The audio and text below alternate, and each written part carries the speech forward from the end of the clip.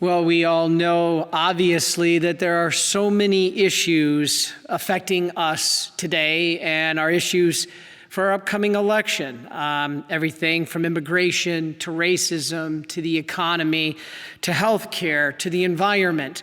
These are all critically important issues, and we must reflect on how we choose our vote. Now, as important as these issues are, the church defines them, however, as negotiable. Now, please don't misunderstand that term. Negotiable here, as it's used by the church, doesn't mean unimportant. What it means is the ways to solve it are negotiable.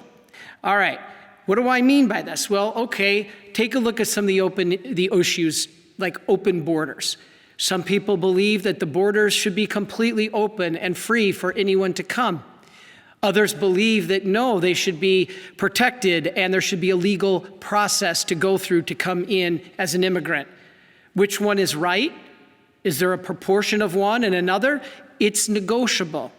Or what about raising the minimum wage? This is something as well that is negotiable. For the worker, it's very good, but for the small business owner, it may put them out of business. So it's negotiable. What about issues like the environment? Should we shut down our factories so that we don't emit CO2?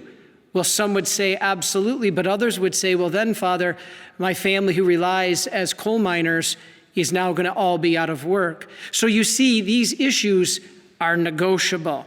These are issues that are still important, but they are issues that most people agree the church doesn't need to get involved in. This is why I often hear, Father, don't get involved in politics. And I agree with you on these. These are mostly political issues. However, there are times that the Catechism and the church tell us that it goes beyond that. For instance, Catechism number 2246 says, "It is a part of the church's mission to pass moral judgments even in matters relating to politics, whenever the fundamental rights of man or the salvation of souls depends on it." So there are some issues that we've been bringing up that fall into that category. I know many of you think don't be political, but these are issues that have gone beyond politics into human rights issues. Pope Benedict calls them non-negotiables. All right, non-negotiables. Unlike the negotiables that I just mentioned, that they're still critically important, immigration or healthcare or the economy or the environment, Pope Benedict and the church have defined that there is a certain level of issue called non-negotiables that are of what we have to base our approach and form our conscience, especially in voting. Now, what are they? These non-negotiables, in proper order, are the dignity of human life and protecting human life. Second, the sanctity of marriage being between a man and a woman. And third, the preservation of religious liberty. These are called non-negotiables according to the church, meaning there's no times or circumstances that a violation of these rights can ever happen. So we Catholics are not single issue voters, but these are the most important and not negotiable. There can never be a time where marriage can be redefined. There can never be a time when our religious liberty is stripped. There can never be a time where abortion is allowed.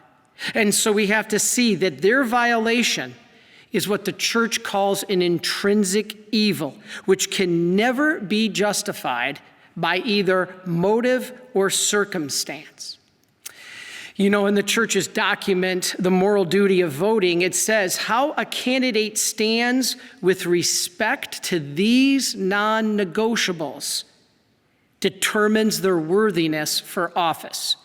Again, protecting human life, the sanctity of marriage, and the preservation of religious liberty. He says that this document says that personal moral character is not unimportant, but, and I'm quoting here, it is the stated commitment to public policy in keeping with the common good which is most significant. You know, even if the politician's motives are not pure, like I got a letter saying, Father, I absolutely will not vote for one particular candidate who claims he's pro-life because he's not doing it for the right motives. He's doing it just to get votes. Okay, I got your point. But that's between them and God. Motive is between that person, that candidate, and God. What our obligation is to see what is their voting record. What have they professed they will support it publicly for the common good? So if this candidate professes, regardless of his motive, that I will support all legislation for the dignity of the human life, that is what we have to base, not the motive, but what that candidate will actually do. This is what matters, the voting record of that candidate. Now, if there is a viable option for a political candidate, meaning that they support those non-negotiables of human life, marriage, and preservation of religious liberty, we have the obligation to vote if there is a candidate. Now, Father, what if all candidates are unworthy? What if this is the case and they all have defects? Well, I would say that's probably not arguable. There are many, many defects in our choices in politics today, right? So our obligation as Catholics is to choose those in most support of those non-negotiables. A vote must be first on the non-negotiables. That is how we are to form our consciences. And then, if there is no choice, because all the candidates are equal, they all reject them, or they all accept them, then we evaluate the candidate's views on those other negotiable items, not unimportant, but in the dignity of human life, we have to place that above the other issues. Remember, we are not voting to canonize a candidate, but to give them limited temporary power to do some limited good. Now, one item that I would like to mention is something I've been receiving quite a bit in the mail. In my email, I've been getting a lot of people saying to me, Father, the church says that yes, I can vote for a candidate who's purely pro-abortion. And they quote a comment that was made by Cardinal Ratzinger. And I feel this is important to mention to you what it is. All right.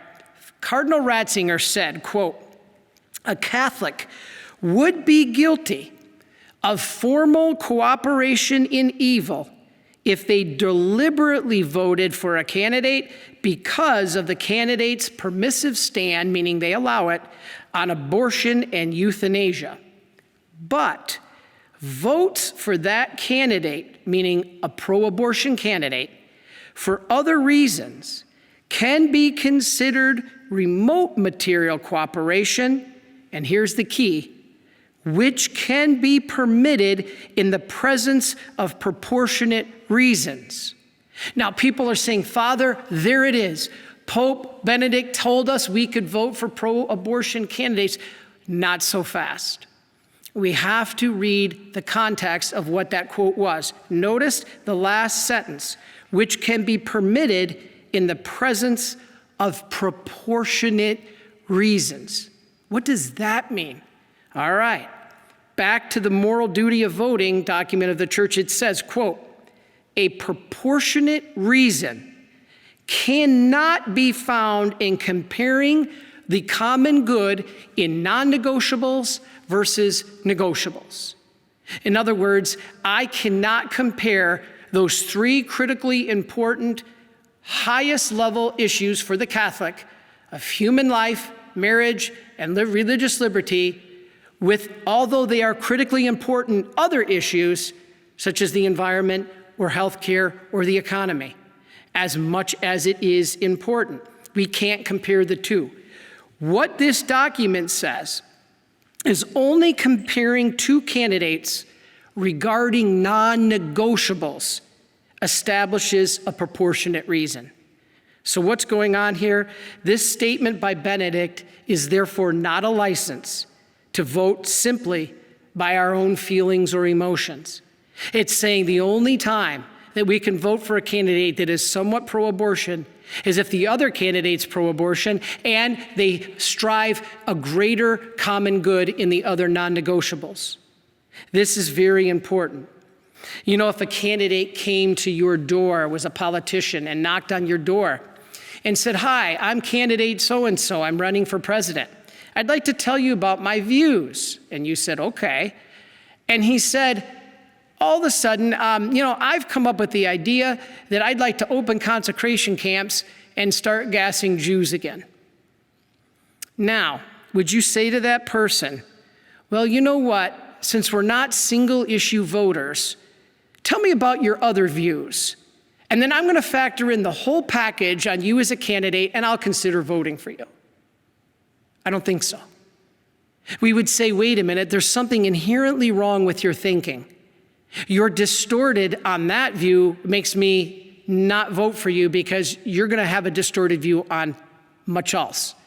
And so we can't use that issue as a single issue voting. Well, I think right there it shows that is the preeminent issue in voting, life. Now, other issues are important. I keep saying this. But nobody is telling you they are voting to legalize rape, racism, or destroy the environment. Those are not the issues that are on legal ballots. And so therefore, the issues that are and affect the dignity of our very being have to be raised in importance. Now, Pope Francis and the USCCB have stated that abortion is the preeminent issue, even amongst the non-negotiables. So even amongst those three items, abortion is the number one preeminent issue. Well, Father, but pro-life means all life, not just in the womb. True, but you have to consider some things. I got emails saying, "Father, what about capital punishment and war? These are things that a particular candidate wants." Well, hold on here. As important as war and capital punishment are, you might be surprised by this, they're not intrinsically evil. What are you talking about, Father? No. Sometimes they may be allowed in the need of self-defense. We didn't want to have to go to war in World War II, but we did. We were forced for self-defense of the freedom of the world to stop Hitler. We had to stand in defense of our nation, which is called out in the Catechism. So war is not an intrinsically evil, although we try to avoid it at all cost. Capital punishment. Yes, Pope Francis has said it may never be needed ever again, but sometimes it was needed to protect the society from a guilty aggressor. Unlike abortion, that is not protection from a guilty aggressor, but the taking of an innocent life. The USCCB says abortion is preeminent, meaning it can never be allowed under any circumstances. That's what makes it different from those other issues. And also it's preeminent because the sheer number of lives that abortion has taken. Do you know that since Roe v. Wade, 1.5 billion lives have been lost to abortion? That's just the ones we know of. That doesn't even mention contraception and abortifacients. And so we have to realize that 1.5 billion has anything at all taken that number of lives. Even the Holocaust, is horrible and terrible and unexcusable as it is, took 6 million lives versus 1.5 billion. All the church is saying is the sheer number makes it preeminent. You know, we have a lot of civil unrest happening in our society lately. We understand this because there's a lot of issues that need to be addressed, but violence is not the answer. But those issues stem from the fact that there has been killing of unarmed African Americans. Tragedy, not excusable, needs to be dealt with justice, cannot be tolerated. Nobody is arguing that. But did you know in 2019, how many unarmed African Americans died by being killed by police officers? 11. At the same time in 2019, do you know how many people died by capital punishment? 22. At the same time in 2019, do you know how many lives were lost to abortion?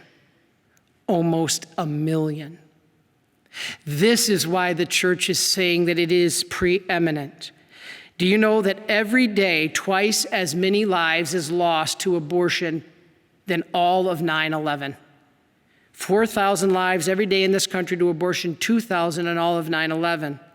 This is why all of these single issues depend on the fundamental human right of the right to life.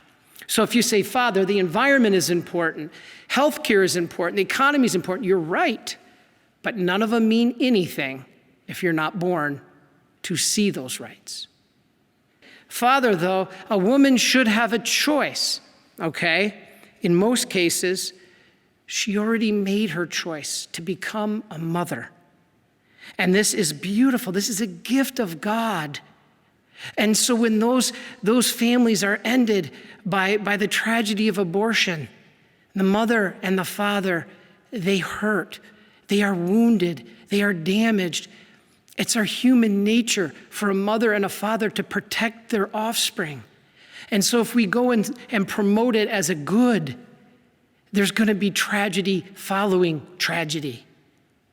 Well, abortion is just a religious issue, Father. Why should we make it a political issue? Yes, it is a religious issue, but not merely a religious issue. It is a human rights issue, which makes it a political event in this election. And as Catechism 2246 said, it is our mission in the church, even in matters of politics, to protect the rights of life. All right. The church has always condemned abortion, and a well-formed conscience. If you say, Father, I have to vote by my conscience, then yes, please inform your conscience, because it'll never contradict the church if you properly form that conscience. It will never contradict it. We are obligated to inform our conscience and to follow our conscience so that we can be disciples of Christ. That's what it's all about. So the USCCB made this quote, and I'd like to read it. We get the public officials we deserve. Their virtue, or lack thereof, is a judgment not only on them, but on us. We urge our fellow citizens to see beyond party politics and choose their leaders according to these non-negotiable principles, not party affiliation or self-interest. Wow. You know, a lot of times people say to me, Father, how come you're not endorsing a particular candidate or political party? Our constitutions don't allow it. We belong to the party of Jesus Christ, but we are obligated to help you form your conscience so that you can be a responsible citizen. Remember, we are Catholics first, Americans second, and Republicans or Democrats a distant third. We cannot vote for those who promote abortion or even say that they are Catholic if they are not representing those non-negotiables.